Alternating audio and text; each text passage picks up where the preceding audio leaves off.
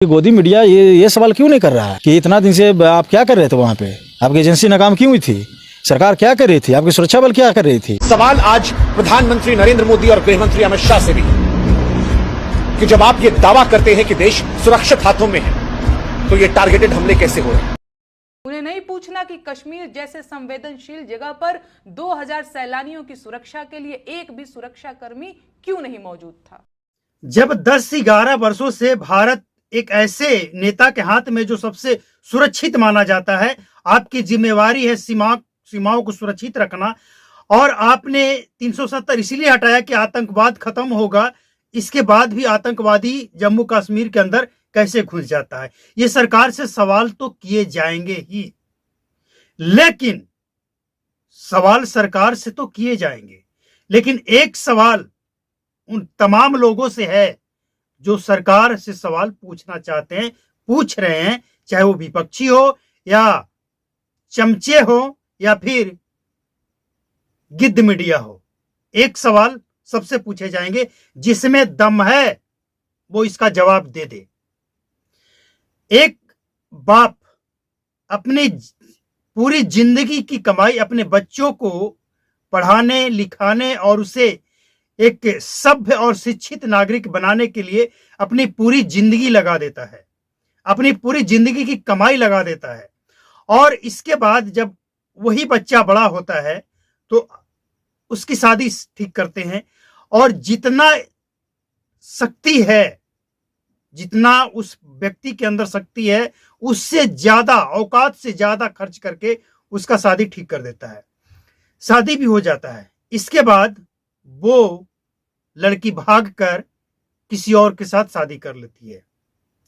अब हम ये पूछना चाहते हैं कि गलती किसका है, बाप का या लड़की का?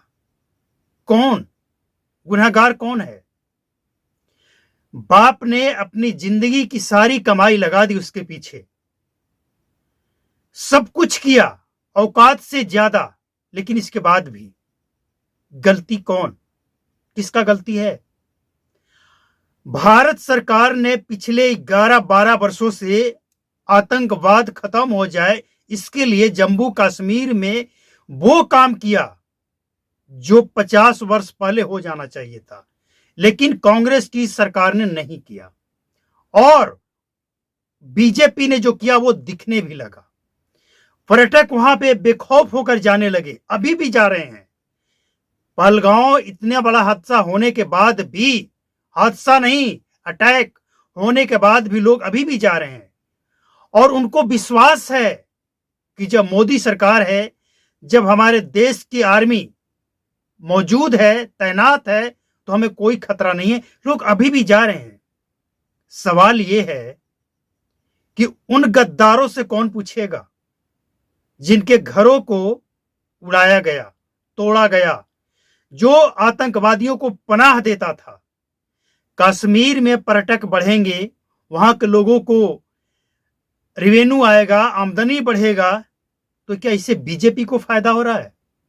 वहां सरकार बीजेपी की नहीं है, उससे सवाल नहीं पूछा जाएगा कि ये गद्दारों को पाल कर रखने वाला कौन है, कौन पाल रहा है। ये जो लोग पकड़े गए हैं, आतंकवादियों को सहयोग देने वाले, किससे लड़ें? आतंकवादियों से लड़ें या तुम जैसे गद्दारों से लड़ें? किससे लड़ना किससे है, पहले ये क्लियर कर लो।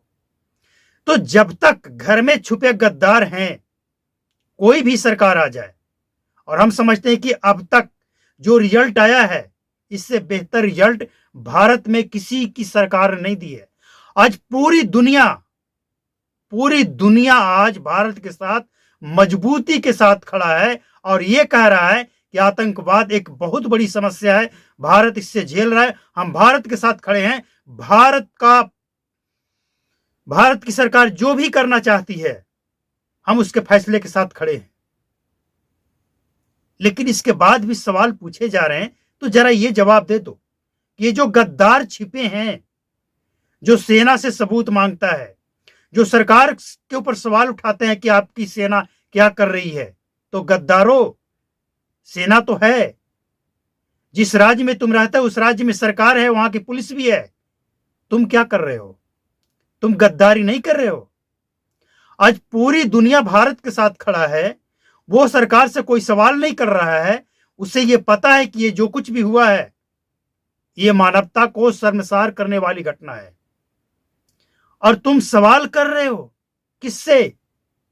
उस सरकार से जिसने जम्मू कश्मीर को बसाने के लिए, जम्मू कश्मीर को देश के मुख्य धारा से जोड़ने के लिए ये सब कुछ किया।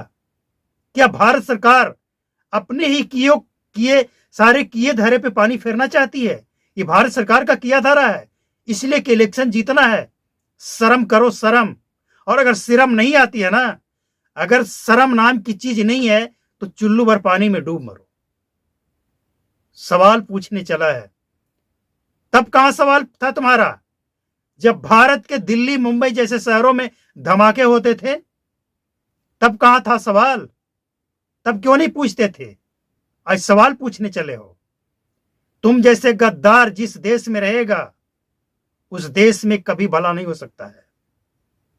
सवाल पूछने चले हो। सवाल पूछो राहुल गांधी से। देश में कितने लोगों की मौत हुई आतंकवादियों के हमला से? कितने लोगों से जाकर मिले? जम्मू कश्मीर में जाकर मिले, अच्छी बात है। बाकी और लोग हैं, क्यों नहीं गए? पूछा सवाल? ये सार शर्मा मसाल लेकर राहुल गांधी निकले। अरे शर्म कर ले, चुल्लू भर पानी में डूब मर। क्या बक रहा है तू? जिस पे सवाल उठा रहे हो ना, उसके साथ पूरी दुनिया खड़ा है। और हैरानी इस बात की होती है कि जहां पूरी दुनिया जिसके साथ खड़ा है और उसी के लोग उसके साथ गद्दारी कर रहे हैं, किससे लड़ा जाए? सवाल में वो दम है कि जवाब देने में तुम्हारे पिछवाड़े खुल जाएंगे, क्योंकि जवाब नहीं है तुम्हारे पास। बस चमचे, गिरे हुए तलवे चाटने वाले वही करते रहोगे अपने आकाओं को खुश करने के लिए। मतलब कुछ नहीं है, सिर्फ अपने आकाओं को खुश करना है, क्योंकि उसे खुश नहीं करोगे। एक ध्रुव राठी करके है कोई, वो चला था कांग्रेस को घेरने। कर्नाटका में ये आंध्र प्रदेश में जो जंगल काटा जा रहा है, उसकी क्लास लगा दी कांग्रेस ने। FIR हो गया, उसकी बोलती बंद हो गई साले की।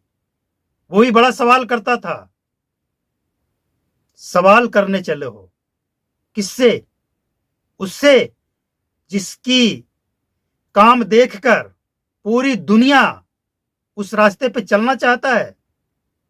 आज पूरी दुनिया, इस्लाम मुस्लिम कंट्री, जो मुसलमानों का कंट्री है, वो भारत के साथ खड़ा है और कह रहा है कि मोदी सरकार जो करे पाकिस्तान के साथ हम खड़े हैं।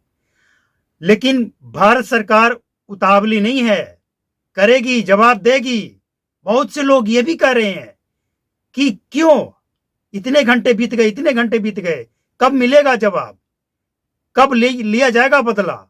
उस्काया जा रहा है कि सरकार कुछ गलती करे, किसी और घेरने का मौका मिले, लेकिन मौका नहीं मिलेगा गद्दारों, चमचों, नहीं मिलेगा मौका।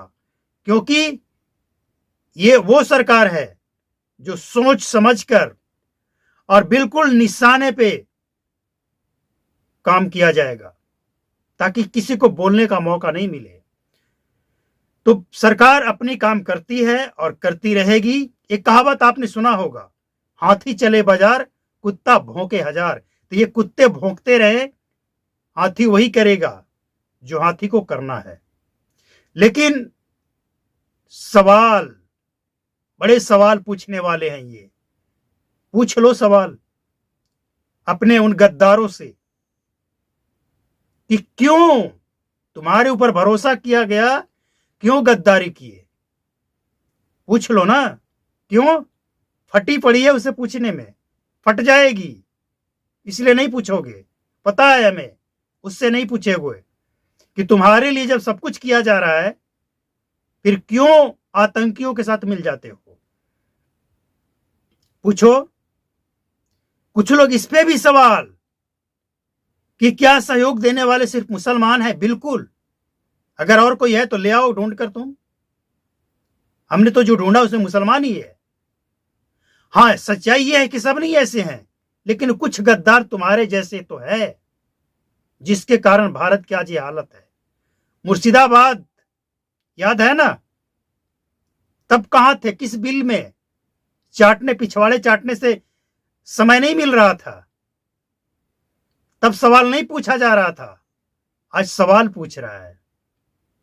तो ये उन तमाम लोगों के लिए जवाब है जो सवाल पूछ रहा है, और मेरे सवाल का जवाब भी देकर जाना, दम है तो।